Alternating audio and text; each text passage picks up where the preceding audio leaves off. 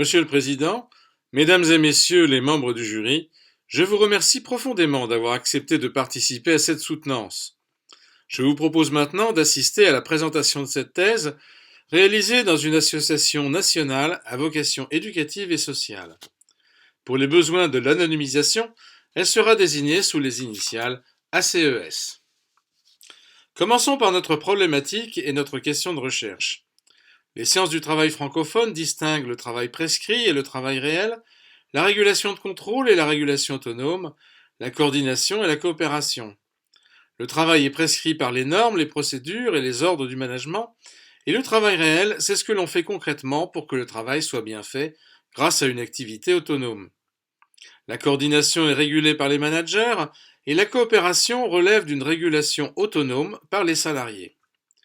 Le travail réel, la régulation autonome et la coopération supposent donc une activité autonome des salariés qui permet le passage de l'un à l'autre. Cette activité est facilitée par un dialogue collectif sur le travail, mais ce dialogue se révèle difficile, d'où notre question de recherche: comment le dialogue sur le travail construit-il la coopération? Dans la méthodologie de la théorie enracinée, la revue de littérature doit être réduite à un cadre théorique minimaliste destiné à prévenir les préconceptions. Notre cadre s'appuie sur le dialogue sur le travail, qui, selon Clot, transforme le travail collectif en un collectif de travail. Le travail collectif correspond à un groupe de travailleurs interdépendants, par exemple l'équipe, et le collectif de travail correspond à ce même groupe, transformé par un dialogue sur le travail opérationnel. Ainsi, l'activité individuelle est coordonnée par la création d'un genre professionnel qui procure à ce collectif un pouvoir d'agir pour réaliser un travail bien fait. À la suite de Clot, nous analysons le dialogue à partir de la théorie de l'énoncé de Bakhtin. Notre cadre s'appuie également sur l'espace du dialogue qui, selon Detchessar, est défini par un substrat matériel et un substrat conventionnel. Le substrat matériel suppose du temps et un lieu coordonné, une architecture, des outils. Le substrat conventionnel est composé de normes de comportement qui permettent ou non aux interlocuteurs d'assumer la prise de risque de la publication de leurs opinions. Or, le substrat conventionnel constitue pour l'essentiel une boîte noire à explorer. Notre revue de littérature s'appuie enfin sur la coopération, qui est définie de manière très différente selon les disciplines. Dans le cadre de la théorie du don maussien, Norbert Alter montre qu'elle est fondée sur les échanges sociaux. Cependant, cette théorie n'a pas été intégrée à notre cadre théorique initial, car le rapport entre l'activité et le don restait à explorer empiriquement. Cette recherche a été rendue possible grâce à notre terrain, l'ACES. C'est une association nationale qui gère des maisons d'enfants et des établissements scolaires pour jeunes en difficulté. Au cours de ses assises, en 2014, elle a lancé le concept de management coopératif dans le but d'adapter son management aux nouveaux enjeux de son travail. Pour l'aider à penser le management coopératif et à le mettre en œuvre, elle a financé notre thèse sur 3 ans. Nous avons retenu la méthodologie qualitative de Glaser et Strauss et mis en œuvre les canons de Corbin et Strauss. Pour piloter cette recherche avec les professionnels, nous avons créé un comité de pilotage national et 2 comités régionaux. Ces comités ont désigné et validé notre échantillon, à savoir 5 établissements, 3 maisons d'enfants, 2 établissements scolaires, plus les directions territoriales et régionales dont ils dépendent. Le recueil des données a été réalisé grâce à 89 entretiens semi-directifs, 29 observations du travail et 8 focus group. Je vais maintenant exposer nos résultats. Conformément au canon de Corbin et Strauss, des variations ont été recherchées, ce qui a été réalisé par un tri des données selon le niveau hiérarchique ou selon les équipes. En premier, nous examinons l'enjeu du cadre sécure pour les jeunes accueillis.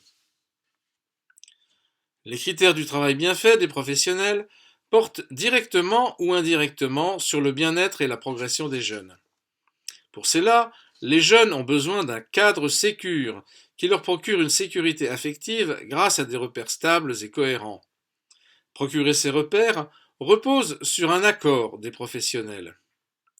Mais en raison de l'instabilité des jeunes accueillis, ce cadre bouge constamment. ce qui provoque des incidents violents. Comme nous l'explique un chef de service, lorsque les jeunes sont insécurisés, ils réagissent en s'opposant. Aussi, ce cadre ne peut être sécurisé qu'à la condition que cet accord soit repris par des processus de dialogue. L'arbre de catégorisation des entretiens est présenté sur ce tableau illustré par des verbatims. Il met en évidence deux apports théoriques. En premier, le travail bien fait des répondants est adressé aux acteurs du travail et il vise leur bien propre, les jeunes, les collègues et l'institution. Un surveillant de nuit exprime l'un de ces critères. Être ouvert, savoir discuter et écouter avec les jeunes. Je facilite le contact avec les gens. En second, l'importance du cadre de travail. Il est sécurisant ou insécurisant selon que le management, le dialogue d'équipe et le travail d'équipe constituent des ressources ou des empêchements pour bien faire son travail. Dans une maison d'enfants, une éducatrice spécialisée rapporte: il y a des moments où on n'est pas d'accord, on peut se le dire facilement. Mais dans un établissement scolaire, un professeur de PS se plaint. Chacun veut travailler dans son coin, il n'y a pas d'entraide. Les observations du travail en réunion ont montré que la qualité plus ou moins sécurisante du cadre de travail varie selon les établissements et qu'il existe un lien entre les caractéristiques des substrats matériels et conventionnels, la qualité du cadre de travail, celle du dialogue et celle de la coopération, ce que l'on retrouve dans le tableau suivant. Les données d'observation ont été analysées par équipe à partir de la théorie de l'énoncé de Bakhtin, ce qui nous a permis de les rattacher chacune à 4 situations types dans un tableau qui croise deux facteurs explicatifs importants. Dans les colonnes, un nombre suffisant ou insuffisant de temps de dialogue sur le travail. Dans les lignes, un dialogue de qualité ou empêché selon les postures managériales. La situation 1 est celle d'un dialogue collectif suspendu ou monologique qui n'est pas compensé par un dialogue interpersonnel de qualité. Les attentes ne sont pas satisfaites et la coopération est très dégradée. Une éducatrice scolaire regrette que personne ne travaille avec personne, chacun défend son bout de gras. La situation 2 est celle d'un dialogue collectif régulier, mais dégradé par une posture managériale insécurisante sur certains sujets conflictuels, comme le mauvais travail.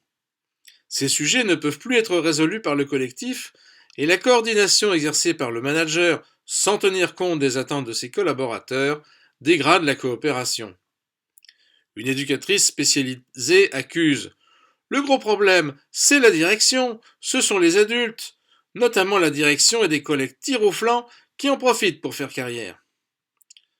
La situation 3 est celle d'un dialogue collectif monologique ou suspendu, partiellement compensé par un dialogue interpersonnel de qualité. Les attentes des salariés sont globalement satisfaites, mais leur coopération n'est pas sollicitée. Aussi, leur autonomie et leur satisfaction sont diminuées. Un éducateur scolaire remarque: je n'arrive pas à dire certaines choses avec mes supérieurs. J'ai aussi l'impression de bienveillance, et que ça relève de on ne sait pas comment faire, plutôt que on veut mal faire. La situation 4 est celle d'un dialogue collectif régulier et de qualité. Ce dialogue permet d'aborder tous les sujets et de résoudre rapidement les empêchements. La coopération est très bonne et elle permet de mettre en œuvre de nombreux projets. Une éducatrice spécialisée témoigne: depuis 5 ans que l'équipe est constituée, on arrive à bien travailler ensemble. On est plus à l'aise avec les jeunes. La catégorisation des entretiens, expliquée par les observations, nous permet de proposer que certaines caractéristiques affectent la qualité du cadre de travail de manière significative.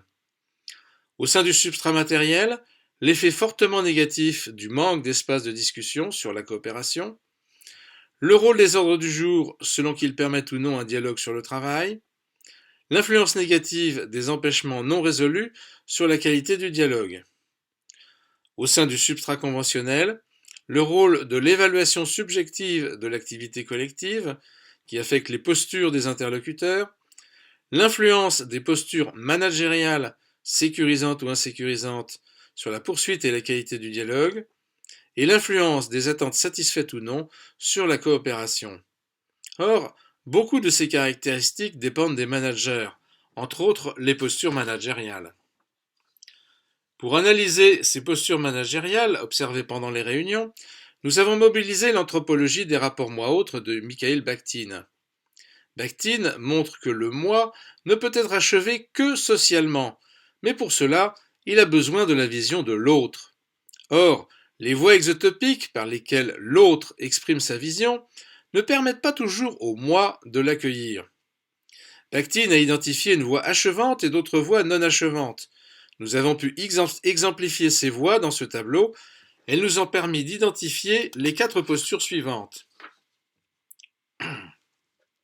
Les 3 premières postures sont insécurisantes.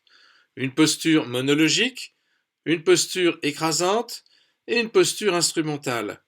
Selon les circonstances, les professionnels y réagissent soit par une posture agressive, soit par une posture de repli sur soi.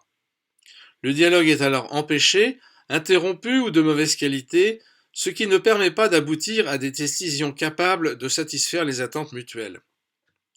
La posture sécurisante consiste à prendre en compte le point de vue de l'autre en l'intégrant à son propre point de vue pour redonner ce dernier sans écraser. Les professionnels y réagissent par une posture ouverte qui permet la poursuite d'un dialogue de qualité. L'analyse des postures managériales permet de comprendre comment les attentes sont satisfaites ou non par le dialogue, mais pas comment ces dernières influencent la coopération. Or, les entretiens suggéraient un lien entre l'activité des salariés et la réciprocité des managers. Pour le vérifier, nous avons réalisé une catégorisation descendante sur l'ensemble des données, focus group et entretien. 650 verbatims qui correspondent à l'activité ont pu être placés dans des catégories intermédiaires formulées comme des dons au travail. Ainsi, des dynamiques de dons sont bien à l'œuvre dans le travail et les attentes satisfaites ou non correspondent à des dons attendus en contrepartie de l'activité. Les catégories théoriques montrent que le don est lié au sens du travail et que ces dynamiques de dons sécurisent le cadre de travail en permettant d'assumer la prise de risque du dialogue et en permettant d'assumer celle de l'activité dans le travail ordinaire. Les catégories intermédiaires synthétisent les dons attendus. Ces attentes correspondent aux critères de l'évaluation subjective de l'activité collective. Cependant, les verbatims correspondant à des attentes satisfaites sont moins nombreux que ceux des attentes non satisfaites, ce qui indique que la réciprocité des managers peut manquer dans certaines équipes. Les observations confirment le manque de réciprocité des managers, ce qui a plusieurs conséquences sur le processus de la coopération. Lorsque ce manque de réciprocité n'est pas justifié dans le dialogue d'équipe, la qualité dégradée du dialogue ne permet plus la gestion conjointe du travail. Alors, la coordination satisfait unilatéralement les attentes des managers, mais pas celles de leurs collaborateurs, ce qui suspend la réciprocité généralisée dans le temps et au groupe élargi, qui est une caractéristique du don maussien. Concrètement, les salariés développent des comportements de protection qui suspendent simultanément leur coopération verticale et leur coopération horizontale. Or, cette suspension ne permet plus de répondre aux besoins des acteurs dans le travail, ce qui dégrade le substrat matériel du dialogue par la non-résolution des empêchements, et à terme, cette dégradation affecte aussi le substrat conventionnel en influençant négativement l'évaluation subjective de l'activité collective. Je vais maintenant répondre à la question de recherche « Comment le dialogue sur le travail construit-il la coopération ?» en remplissant les cases du cadre théorique a priori établi grâce à la littérature. Nous allons commencer par les substrats matériels et conventionnels de l'espace du dialogue. Pour le substrat matériel, la littérature a mis en évidence des facilités contextuelles et organisationnelles qui influencent positivement la qualité du dialogue. Nos résultats, eux, mettent en lumière le rôle négatif des empêchements contextuels, organisationnels et managériaux sur le dialogue. Aussi, nous proposons que le substrat matériel est constitué par ces facilités, ces empêchements contextuels, organisationnels et managériaux. Le substrat conventionnel constituait pour l'essentiel une boîte noire pour la littérature. Nos résultats montrent que la qualité du dialogue est influencée par l'évaluation subjective de l'activité collective. Cette évaluation affecte la posture adoptée par les interlocuteurs, par les postures adoptées par les managers. Ces postures permettent ou non la poursuite du dialogue et l'entretien des dynamiques de don. Et enfin, par les dynamiques de don, car elles permettent ou non de répondre aux besoins des acteurs dans le travail ordinaire. Nos résultats permettent aussi de mieux comprendre l'espace du dialogue. Detchesser le définit comme un espace de construction par le dialogue, de solutions ou de construit d'actions collectives entre acteurs interdépendants. Mais la littérature ne précise pas son extension. Or, les éléments qui composent ces substrats matériels et conventionnels ne proviennent pas uniquement du moment du dialogue, mais de l'ensemble des moments du cadre de travail, y compris du travail ordinaire. C'est pourquoi nous proposons que l'espace du dialogue s'identifie tout simplement au cadre de travail, et selon les caractéristiques de ces substrats matériels et conventionnels, celui-ci peut être sécurisant ou insécurisant. Clot affirme que le dialogue favorise la transformation du travail collectif en un collectif de travail doté de pouvoir d'agir, ce qui lui permet de réaliser un travail bien fait. Nos résultats montrent que le contenu et la qualité de l'activité de dialogue dans les espaces de discussion permettent au collectif une gestion conjointe du travail qui répond aux attentes mutuelles des acteurs. La réciprocité généralisée permet alors de répondre aux besoins du groupe élargi, c'est-à-dire de coopérer, par un travail bien fait, géré. A l'inverse, lorsque le dialogue ne permet plus la gestion conjointe du travail, la coordination seule ne répond qu'aux attentes des managers, ce qui interrompt la réciprocité généralisée. Le travail n'étant plus géré mais seulement réglé, cette interruption ne permet plus de répondre aux besoins des acteurs, c'est-à-dire de coopérer. Nous sommes en mesure maintenant de proposer un schéma du processus dynamique de la coopération en assemblant les deux schémas précédents. À gauche, la qualité plus ou moins sécurisante du cadre de travail influence le contenu et la qualité de l'activité de dialogue dans les espaces de discussion. Au milieu, cette activité de dialogue permet ou non la gestion conjointe du travail. Et à droite, cette gestion conjointe permet de réaliser, grâce au pouvoir d'agir du collectif de travail, un travail géré qui répond aux besoins des acteurs, c'est-à-dire qu'elle permet de coopérer. En l'absence de cette gestion conjointe, la coordination seule ne permet pas la coopération. Par une boucle de rétroaction, la réponse aux besoins des acteurs, apportés ou non, influence positivement ou négativement la qualité plus ou moins sécurisante du cadre de travail. Dans le substrat matériel, par la résolution ou la persistance des empêchements, dans le substrat conventionnel, par l'évolution positive ou négative de l'évaluation subjective de l'activité collective. Ainsi, selon la qualité plus ou moins sécurisante du cadre de travail, le processus dynamique de la coopération est entretenu ou dégradé. Aussi, les leviers d'action pour les managers consistent à entretenir un cadre de travail sécurisant, notamment par l'organisation de réunions régulières portant sur le travail opérationnel, par l'emploi d'un outil de traitement des sujets tel que la fiche suiveuse de Merceron, en adoptant une posture managériale sécurisante et en favorisant les dynamiques de dons grâce à des contre-dons qui favorisent la résolution des empêchements. Nous sommes ainsi en mesure de proposer une définition de la coopération comme étant un processus dynamique dans lequel la qualité sécurisante du cadre de travail permet au collectif de gérer conjointement le travail dans l'activité de dialogue grâce à des dynamiques de dons, de manière à ce qu'ils répondent aux attentes et aux besoins mutuels des acteurs. Nos apports, leurs limites et quelques pistes de recherche. Des apports théoriques, une reconceptualisation du substrat matériel et de l'espace du dialogue, les trois composantes du substrat conventionnel, le processus dynamique de la coopération et sa définition, plus la redécouverte de l'anthropologie des rapports moi-autre de Bakhtin et l'intérêt de la mobiliser en sciences de gestion.